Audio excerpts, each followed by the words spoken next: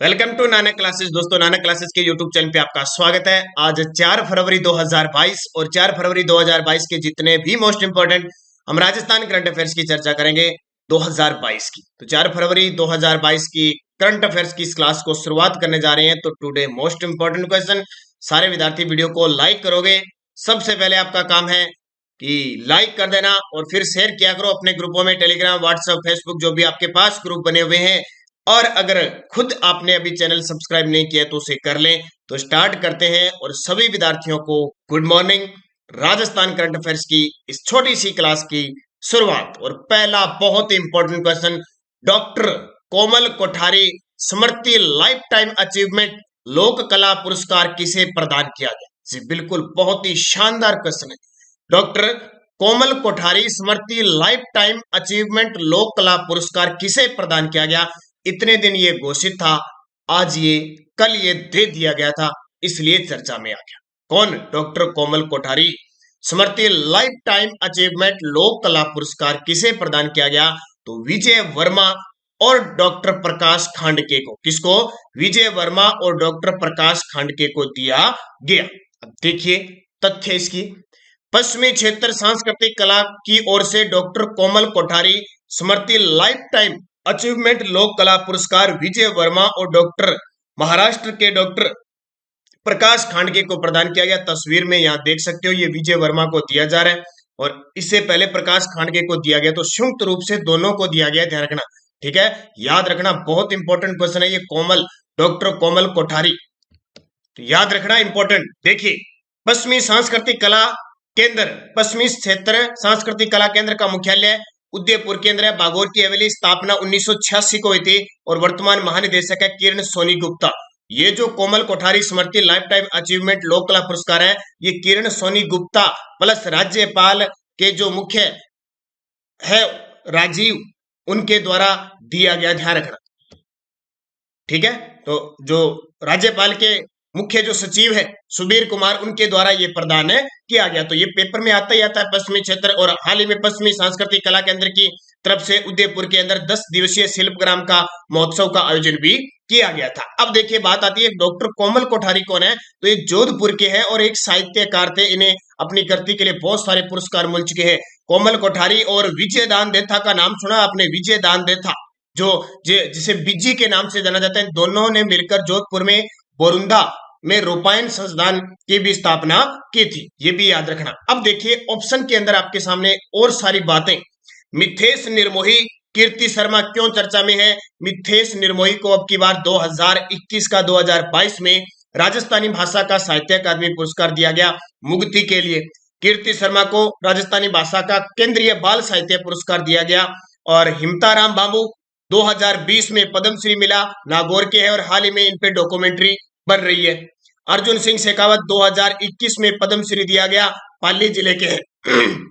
और देवीलाल सांबर ध्यान रखना, कठपुतली जो नृत्य है उसके जनक, प्लस लोक कला मंडल उदयपुर जिसकी स्थापना 1952 में देवीलाल सांबर के द्वारा की गई थी। और विजय दान देथा, अभी मैंने बताया था, इन्हें राजस्थान का शेक्सपियर कहते हैं और बिज्जी इनका उपनाम है। कोमल कोठारी के ये दोस्त थे, इन्होंने मिलकर ये रूपायन संस्थान को स्थापित किया था। दूसरी बात ध्यान रखना, विजय दान देथा की प्रसिद्ध पुस्तकें पेपर में पूछी जाती है, बातारी फुलारी और अलेखू हिटलर। बातारी फुलवारी और अलेखू हिटलर। चलते हैं दूसरे पर्सन की तरफ। इंपॉर्टेंट चीजें ये सारी याद रखना, आपके ये क्वेश्चन में ध्यान रखना। जीके के साथ, करंट के साथ साथ स्टैटिक जीके भी आपको प्राप्त हो रहा है। आप चैनल को सब्सक्राइब कर लेना। राजस्थान बिजली विनियामक आयोग के नए चेयरमैन नियुक्त किए गए हैं। राजस्थान बिजली विनियामक आयोग के नए चेयरमैन नियुक्त किए गए जी, बिल्कुल बहुत इंपॉर्टेंट है। हालांकि काफी समय हो गया इनको चेयरमैन नियुक्त किए गए, लेकिन आज मैं क्वेश्चन बता रहा हूं क्योंकि इसमें विशेष है, बहुत सारी बातें आपको नहीं मिलेगी। बीएन शर्मा राजस्थान बिजली विनियामक आयोग के नए चेयरमैन है, बीएन शर्मा। अच्छे तरीके से याद रखना। अब मैं पूरी बूस्टर डोज लेके आता हूं, जो मुख्य किस पद पर कौन नियुक्त है। देखिए बूस्टर डोज के अंदर सबसे पहले तस्वीर देखिए, ये देखिए श्रीमती उषा शर्मा राजस्थान की नई मुख्य सचिव। श्री निरंजन आर्य जी मुख्यमंत्री के सलाहकार बन चुके हैं और बीएन शर्मा चेयरमैन विद्युत लेबोरेटरी बोर्ड के। और ये ध्यान रखना, बीएन शर्मा है ना, जो बीएन शर्मा, ये हमारी राजस्थान की नई मुख्य सचिव उषा शर्मा के पति हैं, ये भी ध्यान रखना। अब देखिए डिटेल बूस्टर डोज में बीएन शर्मा कौन बन गए बिजली विनियामक आयोग के चेयरमैन। आलोक त्रिपाठी कौन है सरदार पटेल पुलिस यूनिवर्सिटी जोधपुर के कुलपति हैं। ये क्वेश्चन सारे पेपर में आने वाले हैं, ये ध्यान रखना। एनसी गोयल रेरा के चेयरमैन है, ठीक है। एनसी गोयल। हरि प्रसाद शर्मा का तो नाम जानते हो, कर्मचारी चयन बोर्ड जयपुर के अध्यक्ष। ये हरि प्रसाद शर्मा वही कर्मचारी चयन बोर्ड कौन सा है RSMSSB, जिसका एग्जाम पटवारी का एग्जाम करवाती है, ग्राम सेवक का करवाती है, वनपाल वन रक्षक PTI का एग्जाम करवाएगी, ये सारे कंप्यूटर वगैरह के। अरविंद मायाराम, ये देखिए सितंबर 2021 में कॉलेज लेक्चरर के पेपर में आया था, आर्थिक सलाहकार मुख्यमंत्री के। गोविंद शर्मा सलाहकार मुख्यमंत्री के, ये भी क्वेश्चन पेपर में आ चुका है। निरंजन आर्य जो पहले मुख्य सचिव थे अब सलाहकार मुख्यमंत्री के बन चुके हैं। डीबी गुप्ता तो इतना पेपर में आता है, इतना पेपर में पूछो मत। डीबी गुप्ता राज्य मुख्य सूचना आयुक्त है वर्तमान में राजस्थान के। संगीता आर्य, ये संगीता आर्य निरंजन आर्य की पत्नी है, RPSC में सदस्य है। प्रेम सिंह मेहरा राज्य मुख्य निर्वाचन आयुक्त है अपने राजस्थान के अंदर। एक स्तरीय है, आपको दो स्तरीय है, आपको पता है। एक तो अध्यक्ष होता है, आयुक्त होता है, एक अधिकारी होता है, वो अब वर्तमान में निर्वाचन अधिकारी प्रवीण गुप्ता।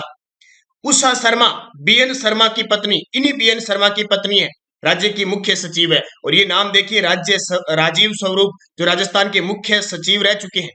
केंद्र सरकार के राज्य स्तरीय पर्यावरण समाधान निर्धारण प्राधिकरण के चेयरमैन है। और अभी नाम आपने ताजा सुना जसवंत सिंह राठी, ये RPSC के जो कार्यवाहक सदस्य अध्यक्ष बन चुके हैं। ये सारी बातें इनको याद रखना, पेपर में घुमा फिरा के क्वेश्चन आएंगे, इतनी चर्चा में सारे, इसलिए मैंने बूस्टर डोज में एक साथ आपको दी थी। तीसरा क्वेश्चन देखिए, हाल ही में राज्य सरकार द्वारा लॉन्च किए गए स्टार प्रोग्राम का संबंध किस विभाग से है। कौन सा प्रोग्राम स्टार प्रोग्राम है, इसका संबंध किस विभाग से है, तो शिक्षा विभाग से।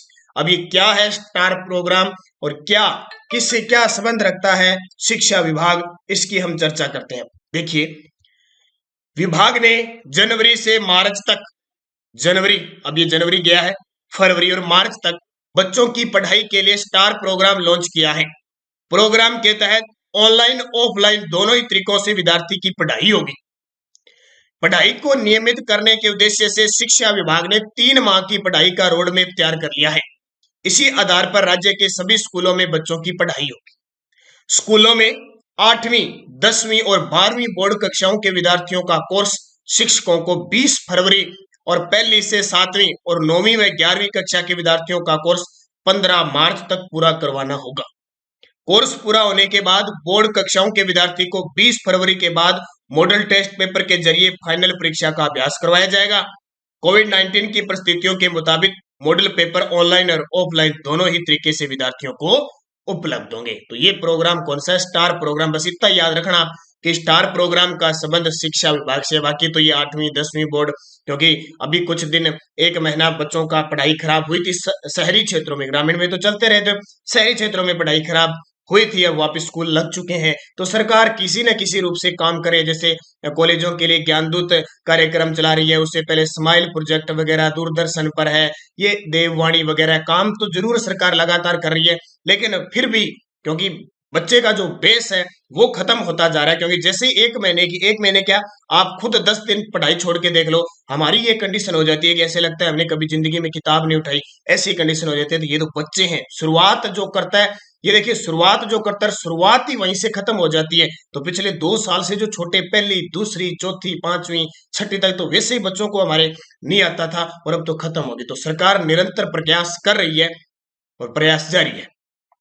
चौथा प्रश्न देखिए, हाल ही में राज्य सरकार ने किस रोग से पीड़ित मरीजों को दिव्यांग प्रमाण पत्र जारी की है। जी बिल्कुल, ये बहुत अच्छा काम किया सरकार ने। राज्य सरकार ने किस रोग से पीड़ित मरीजों को दिव्यांग प्रमाण पत्र जारी किए हैं, तो हीमोफीलिया और थैलेसीमिया 2 रोग है, हीमोफीलिया और थैलेसीमिया, उपयुक्त दोनों सही जवाब हो जाएगा। क्या है ये रोग, देखिए राजस्थान सरकार द्वारा हीमोफीलिया व थैलेसीमिया पीड़ित मरीजों को मेरा प्रमाण पत्र मेरा सम्मान, मेरा प्रमाण पत्र मेरा सम्मान नई पहल के तहत दिव्यांग प्रमाण पत्र जारी किए जा रहे हैं। हीमोफीलिया एक अनुवांशिक रोग है। क्या है, एक अनुवांशिक रोग है। जिसमें रक्त का थक्का नहीं जमता। मतलब रक्त का थक्का नहीं जमता का मतलब जैसे किसी के चोट लग जाती है तो ब्लड जल्दी से रुकता नहीं है। आपने कई बार देखा होगा, कई बार चोट लगने के बाद कुछ देर बाद ब्लड जो खून होता है वो बहता रहता है और फिर इसके बाद में एक गड्ढा सा आ जाता है, खून आ जाता है और वहां अपना खून है वो रुक जाता है। यानी अगर हीमोफीलिया का रोगी नहीं है तो वो रुक जाता है, अगर हीमोफीलिया का रोगी है और वो अनुवांशिक होता है फिर वो क्या है कि ब्लड चलता रहता है, रुकता नहीं है। थैलेसीमिया भी एक अनुवांशिक रोग है जिसमें रक्त की कमी होती रहती है। इसमें क्या होता है, अनुवांशिक है, रक्त की कमी रहती है और बार बार रक्त ब्लड दिया जाता है, उसे चढ़ाया जाता है, फिर कमी हो जाती है। अनुवांशिक रोग है, इलाज नहीं होता है। तो हीमोफीलिया और थैलेसीमिया दो रोगों के लिए दिव्यांग प्रमाण पत्र कुछ एक को जारी किए जा चुके हैं और इस फरवरी के महीने के अंदर उनको बाकी जो बच गए उनको भी जारी कर दिए जाएंगे। तो राजस्थान के चिकित्सा मंत्री कौन है, प्रसादी लाल मीणा। अब मैं बूस्टर डोज में एक नए रोग की बात करता हूं जिसमें राजस्थान टॉप पे है। 4 अक्टूबर उस रोग का नाम है न्यूमोकोनियोसिस। नाम तो बड़ा थोड़ा टफ सा है, न्यूमोकोनियोसिस। ये पेपर में आ चुका है प्रश्न, क्या है देखिए। 4 अक्टूबर 2019 को मुख्यमंत्री अशोक गहलोत ने न्यूमोकोनियोसिस के रोगियों की जांच, बचाव, नियंत्रण और पुनर्वास के लिए एक नीति की घोषणा की। न्यूमोकोनियोसिस पर नीति बनाने में राजस्थान देश का पहला राज्य। ये क्वेश्चन पेपर में आ चुका है, इसलिए मैं बूस्टर डोज में पूरी इसकी कहानी लेके आया हूं। रोगों की बात आ गई। न्यूमोकोनियोसिस फेफड़े के संक्रमण से जुड़ी बीमारी है। तो ये याद रखना, इसका संबंध किसे है, फेफड़े से, जो श्वसन के दौरान धूल कणों में प्रवेश होती है। इस नीति के अनुसार न्यूमोकोनियोसिस से पीड़ित व्यक्ति को स्थायी दिव्यांग घोषित किया जाएगा। पर्सन्स विद डिसेबिलिटी एक्ट 1955 के तहत सभी प्रकार के उसको लाभ दिए जाएंगे। इस रोग से ग्रसित व्यक्ति को 4,000 रुपए प्रतिमाह पेंशन दी जाएगी। उनके परिवार को 3500 रुपए प्रतिमाह 5 वर्षों तक प्रदान की जाएगी। ये क्वेश्चन बहुत इंपॉर्टेंट है। राहत व पुनर्वास के लिए वित्तीय सहायता के रूप में 10,000 रुपए की राशि एक मुश्त दी जाएगी। उद्योगों में ऐसे कामगारों को न्यूमोकोनियोसिस से पीड़ित है, उन्हें न्यूमोकोनियोसिस बोर्ड से प्रमाण पत्र मिलने के बाद 4 लाख रुपए की सहायता राशि दी जाएगी। पहले यह राशि जो थी वो 2 लाख रुपए थी। तो रोगों की बात आई है, इसलिए मैंने आपको न्यूमोकोनियोसिस इसके बारे में बताया, जिसकी नीति बनाने वाला राजस्थान देश का पहला राज्य है। तो इसको अच्छे तरीके से याद रखना। देखो, जब से सरकार बनी है, दिसंबर 2018 से जब से सरकार बनी है, जो भी सरकार ने काम किया ना, वो पेपर में कोई भी पूछा जा सकता है। ऐसे नहीं कि पिछले 6 माह का आपसे करंट पूछे, 2020 का, 21 का, 19 का, जो उसे अच्छा लगा। अब ये क्वेश्चन अगर एग्जामिनर को अच्छा लग गया तो ये उठा सकता है प्रश्न। इसलिए मैं बूस्टर डोज में और जब भी आपको देता हूं, आप इसको ध्यान रखिए। बाकी कल मैंने आपको स्पेशल ये 2022 की एक ताबड़तोड़ सीरीज के आप पूरे मंथ का वीडियो दे दिया, वीडियो की टिप्स टेलीग्राम पे आपको दे दिया। अगर आप इसकी पीडीएफ प्राप्त करना चाहते हो, ठीक है, स्पेशल पीडीएफ है, थोड़े से ज्यादा पेज नहीं निकलेंगे, 10 से 12 पेज निकलेंगे और शानदार मुख्य तथ्य के साथ मैंने तैयार कर दिया। कोई विद्यार्थी लेना चाहता है तो 20 रुपए इसको पे करने पड़ेंगे। स्पेशल मैंने आपके लिए तैयार कर दी। 8094496272 इस नंबर पे फोन पे की, गूगल पे की, पेटीएम की व्यवस्था है। कोई विद्यार्थी अगर खरीदना चाहता है इस नंबर पे कर देना, सिर्फ 20 रुपए, और मुझे व्हाट्सअप इसी नंबर पे मैसेज कर देना। तुरंत आपको इस जनवरी महीने की पूरी तथ्य के साथ, बूस्टर डोज के साथ पीडीएफ आप उसका प्रिंट निकाल सकते हो, ले सकते हो। सिर्फ 20 रुपए महज एक मंथ की आपके लिए है। तो ये बहुत ही शानदार है। लगातार जुड़े रहोगे, निरंतर पढ़ते रहोगे तो एक भी पर्सन बाहर नहीं जाएगा। जनवरी महीने में तो कम से कम मैंने देखे 50% ऐसे हैं जो 2022 के एग्जामों में पूछने वाले हैं। अगला प्रश्न देखिए, 2 फरवरी 2022 को भारत के 2 स्थलों को रामसर साइट घोषित करते ही अब कुल कितने रामसर स्थल हो चुके हैं? जी बिल्कुल, कल मैंने ये प्रश्न दिया था कि 2 फरवरी को विश्व आर्द्रता नम भूमि दिवस मनाया जाता है और मैंने वहां पे आपको रामसर साइट बताए थे 47। वो बिल्कुल वहां तक का डाटा सही था, लेकिन कल परसों ही ये घोषित 2 और हुए हैं। तो कल तो मैंने ध्यान नहीं दिया, अब ये क्लियर रूप से आगे वो 2 कौन से हैं। तो अब 49 हो गए। कुछ विद्यार्थियों ने कमेंट किए थे कि सर अब 49 हो गए। बिल्कुल, उन सभी को बहुत बहुत धन्यवाद। आपने बहुत शानदार तरीके से पकड़ बना रखी है और ताजा एकदम अपडेट हुआ। पहले 47, अब 2 और हो गया, अब टोटल 49 हो गए। तो मैं क्वेश्चन लेके आ गया, सबका डाउट क्लियर हो गया। 49 हो चुके हैं। कितने? 49, 49 हो चुके हैं रामसर साइट। देखिए कौन कौन से 2 और हो चुके हैं। गुजरात में जामनगर के पास खिजादिया पक्षी अभयारण्य और उत्तर प्रदेश में बखीरा को रामसर कन्वेंशन द्वारा अंतरराष्ट्रीय महत्व के आर्द्र भूमि के रूप में सूचीबद्ध किया गया है। इसी के साथ भारत में रामसर स्थलों की कुल संख्या 49 हो जाती है। खिजादिया रामसर टेक पाने वाला गुजरात का चौथा आर्द्रभूमि बन गया है। और राजस्थान के दो कौन कौन से है, एक तो केवलादेव वाला और एक सांबर।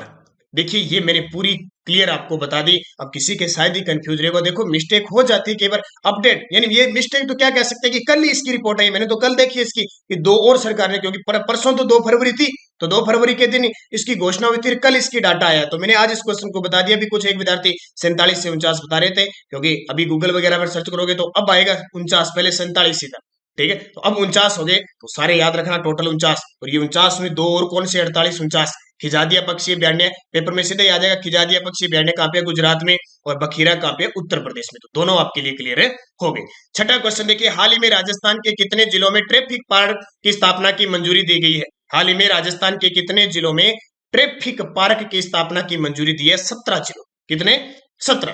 तो देखिए राजस्थान के 17 जिलों में ट्रैफिक पार्क की स्थापना के लिए 3,74,64,000 रुपए मंजूर किए हैं। इन ट्रैफिक पार्क के माध्यम से आमजन को मिनी इलेक्ट्रॉनिक व्हीकल्स तथा गोल्फ कार्ट के मॉडल, सिग्नल्स, सिम्युलेटर्स आदि के माध्यम से यातायात के नियमों की जानकारी दी जाएगी। तो कितने, 17 जिलों में ट्रैफिक पार्क की स्थापना होगी। अगर आपको पता है पिछले बजट में राजस्थान सरकार ने घोषणा की थी कि सड़क दुर्घटना के तहत अगर कोई व्यक्ति किसी दुर्घटनाग्रस्त व्यक्ति को तुरंत प्रभाव से अस्पताल लेके जाता है तो सरकार उसे 5,000 रुपए मुख्यमंत्री जीवन रक्षक योजना के तहत देगी। ये भी याद रखना।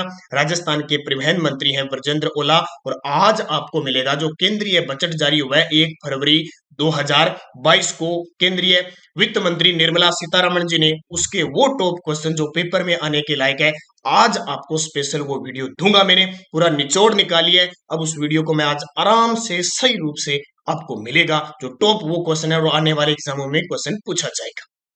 पीडीएफ हमारे टेलीग्राम पे मिल जाती है, और शाम तक आपको इसकी क्विज भी प्राप्त है। देखो पीडीएफ 8 बजे के बाद मिलती है और क्विज 9 बजे के बाद आपको प्राप्त हो जाती है। वीडियो के डिस्क्रिप्शन में लिंक है, आप टेलीग्राम पे जाके Nanak classes Rajasthan current affairs नाम से हमारा ग्रुप जरूर ज्वाइन कीजिए। पिछले वीडियो का क्वेश्चन था राजस्थानी भाषा का केंद्रीय साहित्य अकादमी पुरस्कार 2021 किसे प्रदान किया गया। सभी का सही जवाब था मिथेश निनमोई, जोधपुर के हैं, मुक्ति के लिए दिया गया। बहुत शानदार है, ढंग से पढ़ लेना। मैं जल्द ही आपके लिए साहित्य अकादमी का वीडियो भी लेके आऊंगा।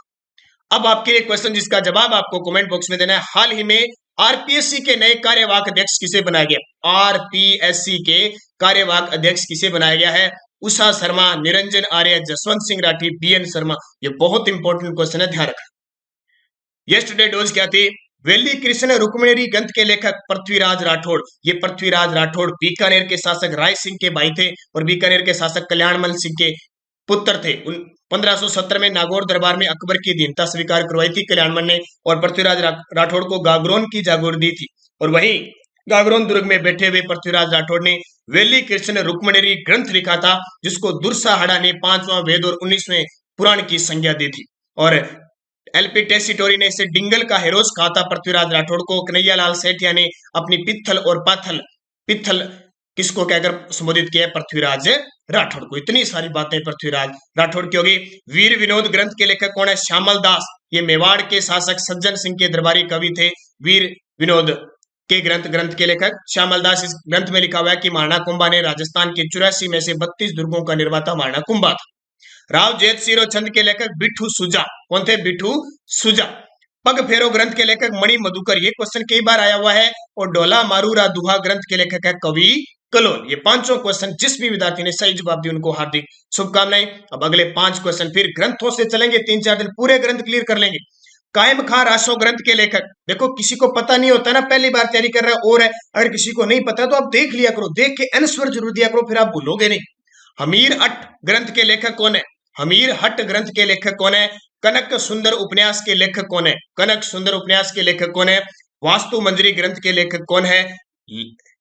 अलेखु हिटलर बातारी फुलवारी ग्रंथ के लेखक कौन है। ये अलेखु है, अलेखु मैंने अभी पहले बता दिया। अलेखु हिटलर और बातारी फुलवारी ग्रंथ के लेखक कौन है। तो पांचों के जवाब आपको कमेंट बॉक्स में देना है। जाते जाते वीडियो को आप लाइक करना, शेयर करना, ज्यादा से ज्यादा अपने राजस्थान के हर एक तबके के विद्यार्थियों को अपने इस करंट की क्लास से जोड़ना है, क्योंकि सुबह सुबह 15 मिनट की जो करंट की क्लास होती है वो एक ऊर्जादायक होती है और रोज हम इस रूटीन में बने रहते हैं। तो धन्यवाद। जय हिंद, जय भारत।